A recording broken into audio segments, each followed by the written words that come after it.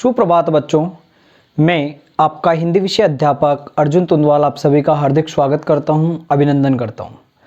आज हम जिस बिंदु पर बात करने वाले हैं वो कक्षा 11 से संबंधित है और कक्षा 11 के गद्य भाग में जो कि आरोह पुस्तक की बात करें अपन, तो वहाँ पर आरोह पुस्तक में गद्य भाग में जवाहरलाल नेहरू का पाठ दिया हुआ है। यह अध्याय जवाहरलाल नेहरू से ही संबंधित है। तो आज उनकी जो रचना है भारत माता, उस पर हम बात करेंगे। जो भारत माता पाठ का नाम है वह जवाहरलाल नेहरू कृत है। ये भारत माता है, ये जवाहरलाल नेहरू का एक गद्य है। हिंदुस्तान की कहानी उसका 5वां अध्याय है।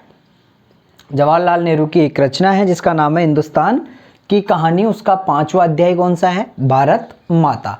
इस पाठ के अंदर हम बात करेंगे, भारत की चर्चा करेंगे, विदेशी शासन की चर्चा करेंगे, किसानों को समझौता करेंगे, किसानों का समझाना, भारत माता की जय का नारा। ये बात आज हम इस पाठ में करने वाले हैं। तो शुरुआत करते हैं इस पाठ से। भारत माता पाठ जवाहरलाल नेहरू द्वारा लिखित हिंदुस्तान की कहानी का 5वां अध्याय है। इसमें नेहरू जी ने बतलाया है कि किस तरह देश के कोने कोने में आयोजित जलसों में जाकर वे लोगों को बताते थे कि अनेक हिस्सों में बटा होने के बाद भी हिंदुस्तान एक है। जितने भी जलसे होते थे उन सभी जलसों में जवाहरलाल नेहरू जाते थे और वहाँ पर लोगों को यही बताने का प्रयास करते थे कि हिंदुस्तान बटा हुआ है ना, वह अलग अलग नहीं है, हिंदुस्तान एक है। सबसे पहले बात करेंगे इस पार्ट में भारत की चर्चा। नेहरू जी लोगों को क्या बताते थे कि वे अक्सर एक जलसे से दूसरे जलसे में जाते थे और अपने सुनने वालों से हिंदुस्तान या भारत की चर्चा किया करते थे। ये चर्चा शहरों की अपेक्षा गांवों में आयोजित जलसों में किसानों के बीच अधिक होती थी। वे उन्हें बताते थे कि किस तरह देश का एक हिस्सा दूसरे से जुदा होने पर भी हिंदुस्तान एक है। इसके साथ ही उन मसलों पर भी चर्चा होती थी जो उत्तर से लेकर दक्षिण तक, पूर्व से लेकर पश्चिम तक किसानों के लिए एक सी है। इसके साथ ही स्वराज का भी जिक्र होता था। तो अपने जलसों में जो जवाहरलाल नेहरू थे वह हमेशा एक ही चीज़ की बात किया करते थे कि उत्तर से लेकर दक्षिण तक, पूर्व से लेकर पश्चिम तक हिंदुस्तान चाहे बटा हुआ है परंतु हिंदुस्तान एक है। अगली बात, विदेशी शासन पर चर्चा किस तरह से किया करते थे। सभी जगह नेहरू जी से किसान एक ही सवाल करते थे क्योंकि उनकी तकलीफें एक जैसी थी। गरीबी, कर्जदारी, पूंजीपतियों के शिकंजे, जमींदारों एवं महाजनों के कड़े लगान और सूद, पुलिस जुर्म, यही किसानों की सबसे बड़ी समस्याएं थी। ये सभी बातें विदेशी सरकार द्वारा हम पर लादी जाती है। सभी भारतीय इनसे छुटकारा पाना चाहते थे। नेहरू जी चाहते थे कि सभी लोग हिंदुस्तान की ऐसी हालत के लिए सोचे।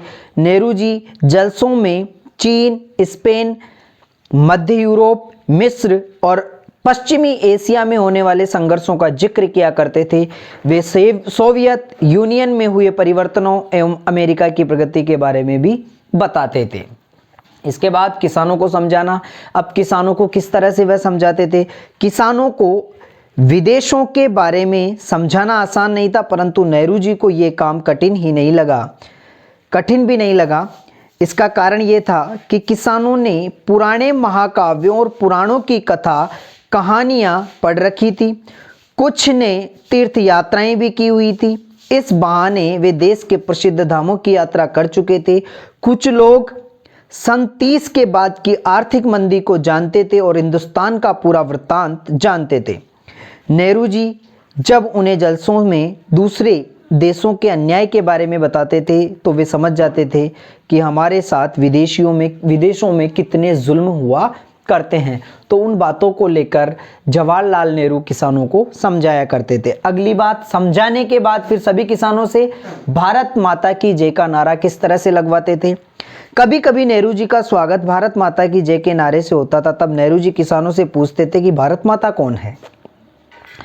इस बारे में प्राय उन्हें जानकारी नहीं थी। एक हट्टे कट्टे जाट किसान ने उन्हें समझाया कि भारत माता का अर्थ है भारत की धरती।